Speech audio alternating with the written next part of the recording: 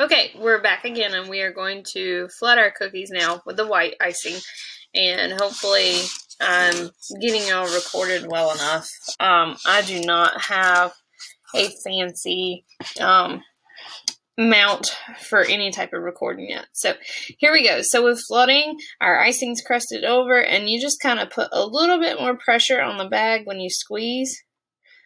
And I don't have any sort of, I don't know, certain way. A lot of people go outside in.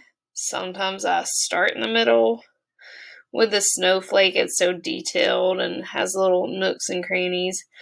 So I don't think it matters. So no rhyme or reason in how I do it. Just kind of start flooding it in.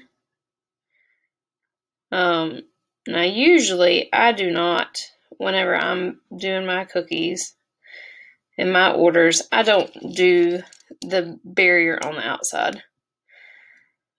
That's just for practicing and learning and teaching. Whenever I first started, I did, because that was a issue with getting my consistency right. So anyways, you just kind of fill it up. You can take your bag, the tip of your bag, and use it as a kind of like a scribe. You do have a toothpick, a little stick in your kit. And then what I would do is I'd go back in these little smaller areas that have the tendency to what we call crater. And I'd just squeeze a little bit more icing in there. And then that little peak on it, it should kind of settle out. If you want to shake it, then you can. And then you go to your snowman. Snowman's gonna be easy. Snowman's a good practice cookie. Again, you're not gonna drag the icing. And see, that's what happens if you drag the bag along the icing. I'm squeezing, but it ain't wanting to come out. So you kind of lift it up, keep it over.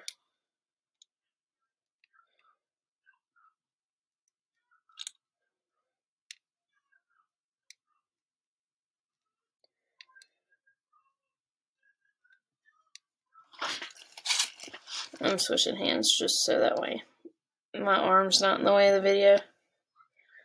So it's not going to be as pretty because I'm not left-handed, but I can get it done. So you fill it in. And then to push that to the side, I just kind of come back a little bit, squeeze and push it to the edge.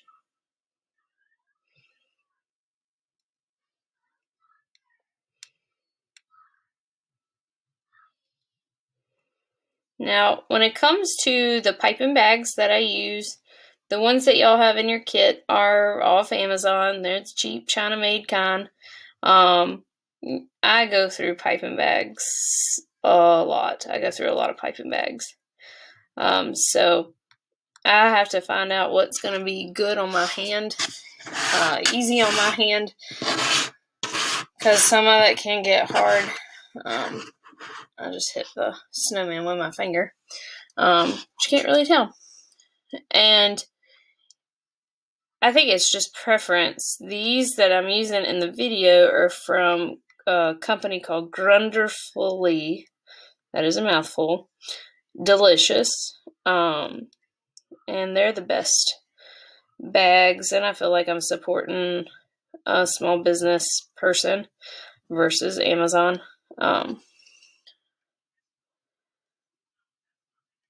The quality's good. The Amazon bags is fine too. So we're gonna finish this up. I'm about to run out of time on my limit for the video. So if it cuts off, I'm sorry. And we will let these dry, and we'll move on to the next step here in just a little bit.